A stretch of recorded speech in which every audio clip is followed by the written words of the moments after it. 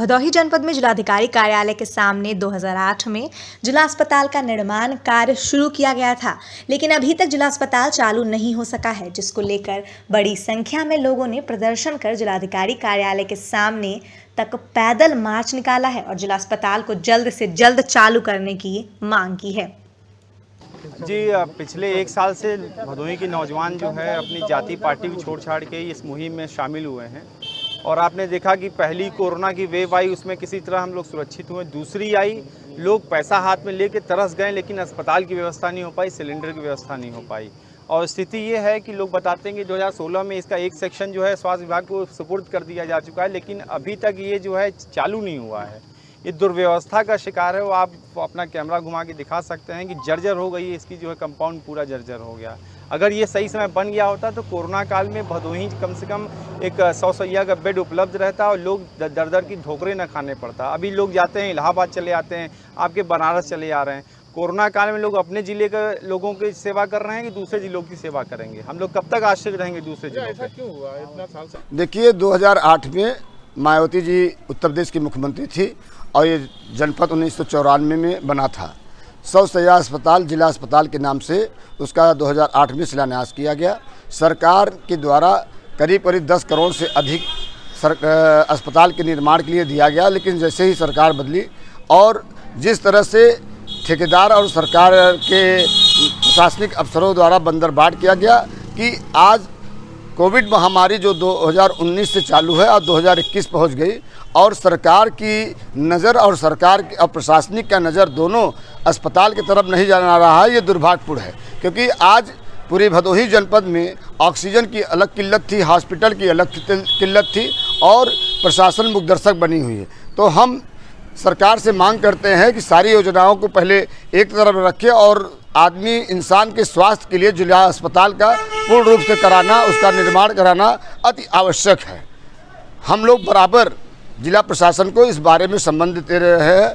आज विगत कुछ दिन पहले महामहिम राष्ट्रपति को एक ज्ञापन दिया गया था, जिसमें भदोही का एक मात्र उसमें जिला अस्पताल के लिए हमने आवाज़ उठाई थी और उसकी सरकार से हम मांग करते हैं कि जल्द से जल्द उसके निर्माण कराया जाए और जनता को समर्पित किया जाए। हाईवे पर फर्जी आरटीओ और वाणिज्य अधिकारी बनकर लोगों से चेकिंग के नाम पर ठगी करने वाले गिरोह का पर्दाफाश हो गया है।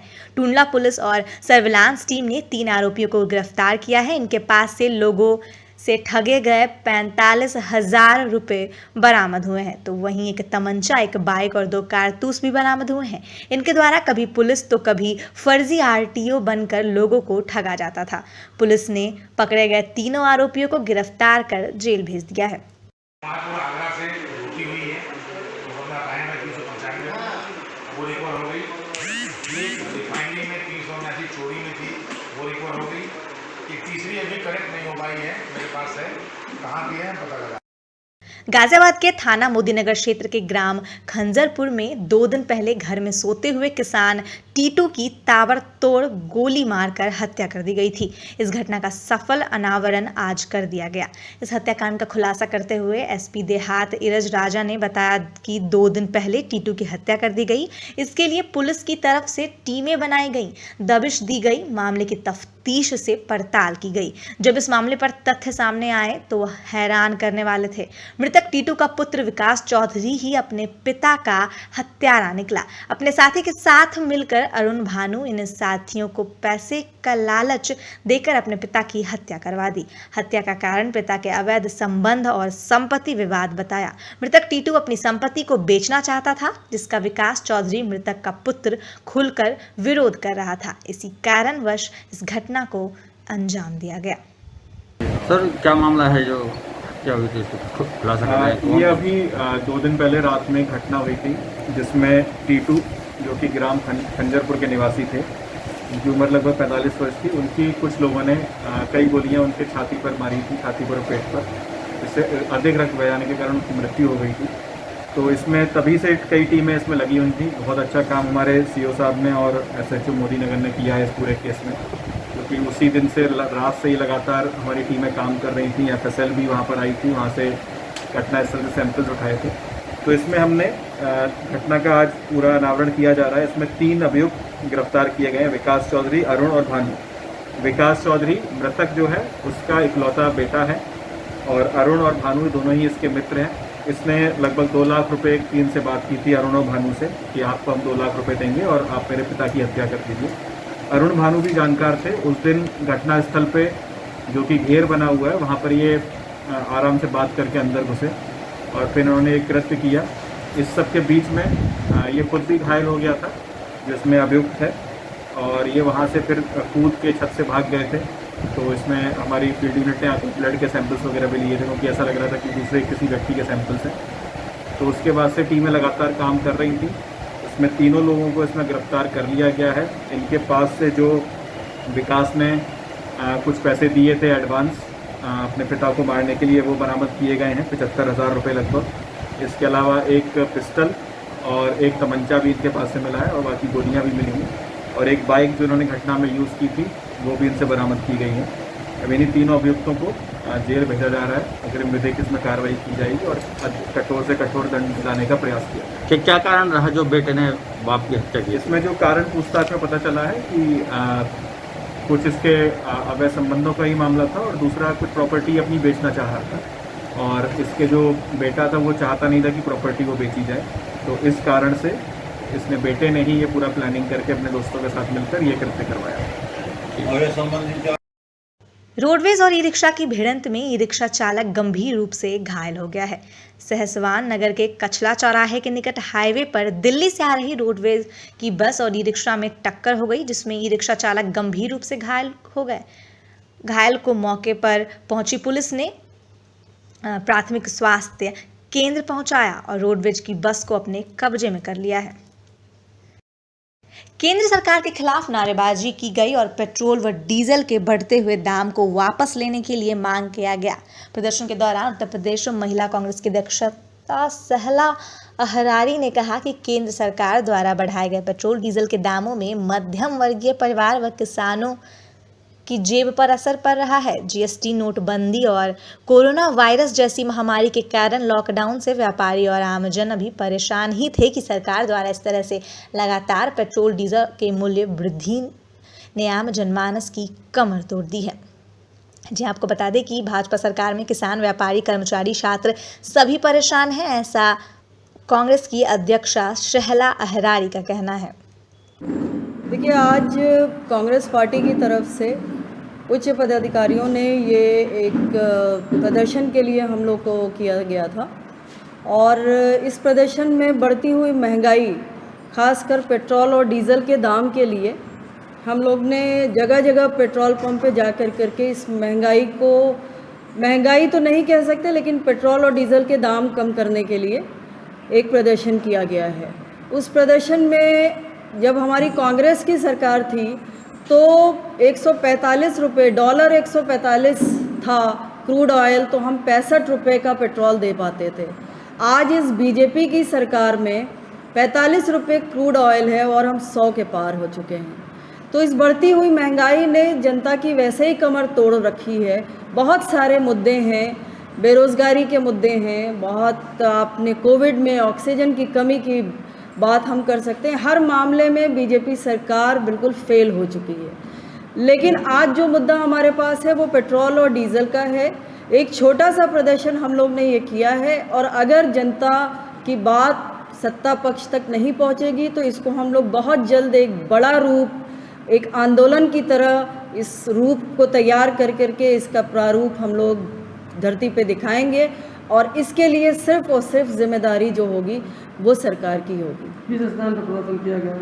मैंने ये पेट्रोल पंप किशोरी लाल का जो है रामपुर कारखाना, वहाँ पे प्रदर्शन हुआ है और तकरीबन 100 लोग थे हम लोग जिन्होंने प्रदर्शन किया है। और भी क्योंकि बारिश हो गई इस वजह से थोड़ा सा लोग बोर हो गए, लेकिन 70 से 100 लोगों के बीच में आज भी लोग, क्योंकि इस महंगाई से खासकर निम्न वर्ग और मध्य वर्ग बहुत ज़्यादा त्रस्त हो चुका है और हम लोग अब सड़कों पे उतरने का काम करेंगे। विपक्ष ने हमेशा कार्य किया है, जनता के बीच रहा है और जनता के बीच काम किया है और आगे भी इस तरह के प्रदर्शन होते रहेंगे। क्या प्रदेश में हर जगह प्रदर्शन किया गया? आज ये पूरे देश में किया गया है। गोली लगने से महिला घायल हो गई। महिला को गंभीर हालत में जिला अस्पताल में भर्ती कराया गया, लेकिन आपको बता दें कि जिला अस्पताल के डॉक्टरों ने महिला को अलीगढ़ सेंटर के लिए रेफर कर दिया। हाथरस अलीगढ़ ले जाते समय ही महिला की मौत हो गई। जी हाँ, आपको बता दें कि गोली लगने से महिला की मौत से इलाके में हड़कंप का माहौल है। महिला के परिजनों ने ससुराल पक्ष के लोगों पर आरोप लगाते हुए कोतवाली में तहरीर दी है। 6/21 को समय करीब शाम 5 बजे थाना हाथरस जंक्शन पर अहन गांव के एक व्यक्ति द्वारा सूचना दी गई कि ग्राम अहन में श्रीमती सरोज पत्नी अतुल सिसोदिया गोली लगने से घायल हो गई है, जिसे उसके परिजन बिना पुलिस को सूचना दिए जिला अस्पताल ले गए, जहां से उसको अलीगढ़ रेफर कर दिया गया। अलीगढ़ जाते समय रास्ते में उसकी मृत्यु हो गई। इस सूचना पर तत्काल मैं स्वयं थाना प्रभारी थाना हाथरस जंक्शन में फोर्स के मौके पर पहुंचे और घटनास्थल पर ग्रामीणों से घटना के बारे में जानकारी की गई तो पता चला कि मृतक महिला सरोज का मायका गोपी चांदपुर थाना अकराबाद जनपद अलीगढ़ का है। पुलिस द्वारा मृतका के शव का पंचायत नाम भर पोस्टमार्टम हेतु मोर्चरी भिजवाया गया है। मृतका के मायके पक्ष के द्वारा पति व ससुराली जनों को नामजद करते हुए थाना हाथरस जंक्शन पर तहरीर दी गई है, जिसके आधार पर सुसंगत धाराओं में अभियोग पंजीकृत कर आवश्यक वैधानिक कार्रवाई की जा रही है। मृतका का पति व अन्य ससुराली जन मौके से फरार हैं, जिनकी गिरफ्तारी के प्रयास किए जा रहे हैं। शीघ्र ही गिरफ्तारी कर ली जाएगी। मौके पर कानून व्यवस्था की स्थिति सामान्य। कन्नौज जिले के गुरसहायगंज कस्बे के सुभाष नगर मोहल्ले की रहने वाली बालिका मक्के के खेत में अचेत अवस्था में घायल पड़ी मिली। बता दें कि बालिका कुछ भी बताने में असमर्थ है। सूचना पर पहुंची पुलिस ने बच्ची को बरामद कर अस्पताल में भर्ती कराया। बच्ची का इलाज जारी है। बच्ची के शरीर में चोट के निशान भी हैं। बता दें कि बालिका कुछ भी बता पाने में बिल्कुल असमर्थ हैं। ग्रामीणों के कयास से बच्ची के साथ कोई अनहोनी हुई है। पुलिस घटना की जांच में जुटी हुई है। फिरोजाबाद में दबंगई का एक और बड़ा मामला सामने आया है। दबंगों ने दुकान के अंदर घुसकर दुकान के मालिक तथा स्टाफ के साथ मारपीट की। दबंगों ने फोटो स्टूडियो में घुसकर इस घटना को अंजाम दिया। यह घटना सीसीटीवी फुटेज में कैद हो गई है। जी आपको बता दें कि पीड़ितों को जान से मारने की भी धमकी दी गई। आपको बता दें कि यह सब करने के बाद दबंग फरार हो गए। मामले की जानकारी मिलते ही थानाध्यक्ष ने तत्काल मौके पर चौकी इंचार्ज को भेजकर दोनों पक्षों से 5 लोगों को गिरफ्तार करके कार्यवाही शुरू कर दी है। जिले की म्याऊं ब्लॉक क्षेत्र के गांव धर्मपुर निवासी मनोज यादव पुत्र जयवीर सिंह ने 9 वर्ष पहले आर्मी में नौकरी की शुरुआत की थी, जिनके इलाज के दौरान मौत हो गई है। बता दें कि बीते 4 वर्ष को म्याऊं चौकी क्षेत्र के गांव अभियासा के पास एक ऑटो से बाइक की टक्कर में मनोज यादव गंभीर रूप से घायल हो गए थे, जहां मिलिट्री हॉस्पिटल में उनका इलाज चला था, जहां एक पैर में डॉक्टर ने रॉड डाल दी थी। वहीं उस पैर से कई दिनों से पस आने लगा। ड्यूटी के दौरान इन्हें उधमपुर में ही मिलिट्री हॉस्पिटल में इलाज के लिए भेज दिया गया, जहां इलाज के दौरान इनकी मौत हो गई। मौत की खबर सुनते ही परिवार में कोहराम मच गया, जहां परिवार के लोग उधमपुर पहुंचकर आर्मी के अधिकारियों के साथ शव को गाँव धर्मपुर ले आए। शुक्रवार दोपहर में बरेली सूबेदार निशांत सिंह ने गार्ड ऑफ ऑनर के साथ सलामी दी, जिसके बाद अंतिम संस्कार किया गया। भदोही जनपद में त्रिस्तरीय पंचायत उपचुनाव को लेकर सुबह से मतदान जारी है। मतदाता मतदान केंद्रों पर पहुंचकर अपने मताधिकार का प्रयोग कर रहे हैं। जनपद के बंजारी गांव में ग्राम प्रधान के रिक्त पद और अभोली ब्लॉक क्षेत्र में एक बीडीसी के रिक्त पद समेत ग्राम पंचायत सदस्यों को लेकर मतदान जारी है। बड़ी संख्या में मतदाता पोलिंग बूथों पर पहुंचकर अपने मताधिकार का प्रयोग कर रहे हैं। उपचुनाव को लेकर सुरक्षा के कड़े बंदोबस्त भी किए गए हैं। मतदान केंद्रों पर भारी पुलिस बल तैनात किया गया है। मथुरा राया थाना क्षेत्र में मिट्टी खनन रुकने का नाम नहीं ले रहा है। पुलिस की कार्यवाही से खनन माफियाओं पर कोई असर दिखाई नहीं पड़ रहा है। या यूं कहें कि पुलिस की सह से मिट्टी खनन माफिया क्षेत्र में सक्रिय हैं। प्रतिदिन खनन माफियाओं पर राया थाना प्रभारी द्वारा कार्यवाही की जाने के बावजूद भी खनन माफियाओं के हौसले बुलंद हैं। प्राप्त जानकारी अनुसार थाना क्षेत्र के बलदेव रोड के गांव मुरसेनिया से पुलिस ने कार्यवाही करते हुए 7 मिट्टी खनन के ट्रैक्टरों को पकड़ा है, जिसकी सूचना थाना प्रभारी निरीक्षक को हुई तो उन्होंने तत्काल प्रभाव से खनन माफियाओं पर कार्यवाही करते हुए खनन में लिप्त 7 ट्रैक्टरों को कब्जे में लेकर कार्यवाही शुरू कर दी। चमरौली तिराहे के पास खड़ी ओमनी वैन जो नवाबगंज के ग्राम पिढ़हड़ी में हुए शादी समारोह से वापस लौट रही थी, उसको पीछे से एक ट्रक ने टक्कर मार दी। जी हाँ, आपको बता दें कि इसमें कंडक्टर जो ट्रक में चढ़ रहा था उसकी मौत हो गई। जी हाँ, आपको बता दें कि यह ट्रक और वैन का हादसा इतना गंभीर था कि कुछ लोग इसमें घायल भी हो गए हैं। पुलिस को इसकी जानकारी मिली तो पुलिस मौके पर पहुंची और घायलों को जिला अस्पताल रेफर कर दिया और बाकी की कार्रवाई में जुट गई।